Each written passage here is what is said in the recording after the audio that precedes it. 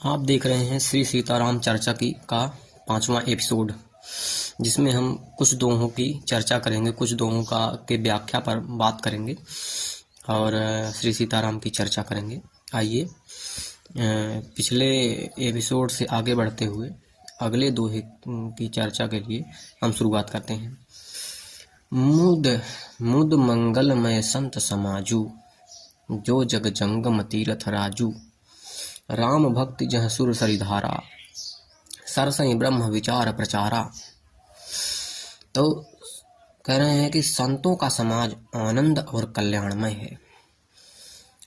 जहाँ संतों का समाज है वहाँ आनंद है, जहाँ संतों का समाज है वहाँ जो है जगत कल्याण का रास्ता है।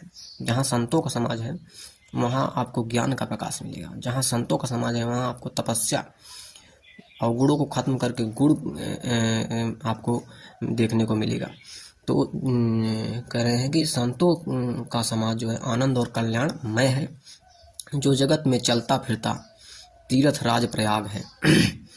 जो है एक सत्य पथ पर चलने वाला संत है, वो जो है जगत में चलता फिरता कौन है? तीर्थ राज प्रयाग है। आप प्रयाग जैसे जाते हैं, तीर्थ करने जाते हैं जगह जगह, बद्रीनाथ, प्रयाग और अन्य जगह, तो संत से मिलना, संत से मेल करना, संत के सानिध्य में रहना, संत से ज्ञान प्राप्त करना एक तीर्थ राज प्रयाग के समान है। जहाँ उस संत समाज रूपी प्रयागराज में राम भक्ति रूपी गंगा जी की धारा है और ब्रह्म विचार का प्रचार जो है सरस्वती जी हैं। तो कहने का मतलब है कि संत समाज जो है राम रूपी चर्चा जो है, राम भक्ति रूपी चर्चा करता है। राम भक्ति रूपी चर्चा को करके कल्याण का मार्ग दिखाता है। तो संत समाज तीर्थराज प्रयाग के रूप में है। आपको जो है तीर्थ जैसा जो है आनंद जो है और कल्याण जो है ये संत समाज आपको देता है राम भक्ति के रूप में। तो आइए अगले दोहे को देखते हैं। विधि निषेध मय कलिमल हरनी, करम कथा रवि नंदनी बरनी। हरिहर कथा विराजति बेनी, सुनत सकल मुद मंगल देनी। कह रहे हैं कि विधि और निषेध है। क्या? विधि और निषेध है, यह करो और यह न करो। एक विधि है कि ये विधि है कि इसमें यह करो, और एक चीज निषेध है कि यह मत करो। तो कह रहे हैं कि रूपी विधि और निषेध रूपी कर्मों की कथा कलयुग के पापों को हरने वाली सूर्य तनया यमुना जी हैं, और भगवान विष्णु और शंकर जी की कथाएं त्रिवेणी रूप से सुशोभित हैं, जो सुनते ही सब आनंद और कल्याणों को देने वाली हैं।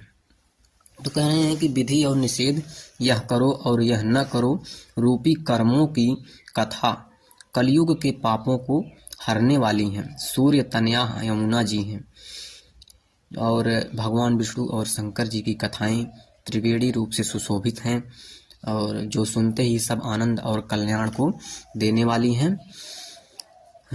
आगे है बिटु विश्वास अचल निज धामा, बटु विश्वास अचल निज धर्मा।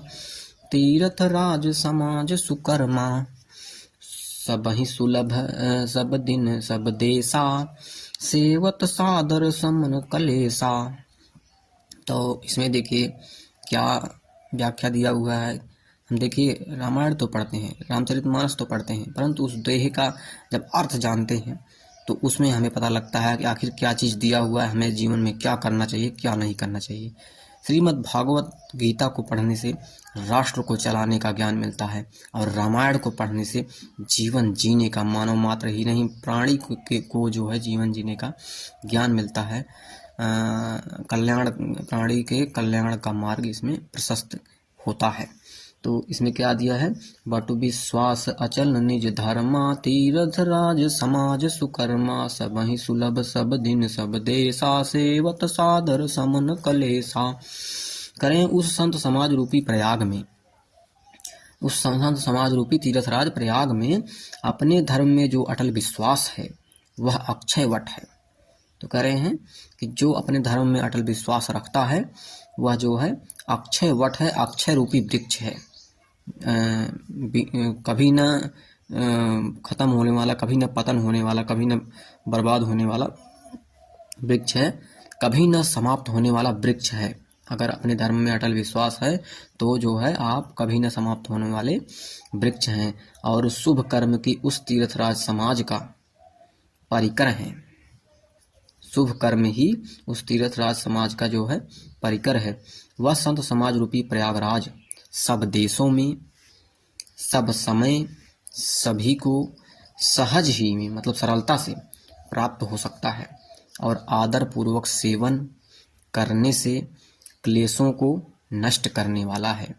तो कह रहे हैं कि संत समाज रूपी प्रयाग जो है, राम रूपी जो भक्ति कराता है, वो जो है आपको सब देशों में, सब समय और सरलता से प्राप्त हो सकता है, और आदर पूर्वक इसका सेवन करने से, इसको प्राप्त करने से, इसका अनुसरण करने से, इसका सम्मान करने से सभी क्लेशों को, ये जो है सभी समस्याओं को, सभी परेशानियों को, सभी दुखों को, सभी जो है आपके रोगों को, आपके सभी परेशानियों को सुलभता से, सभी आपके सुलभता से जो है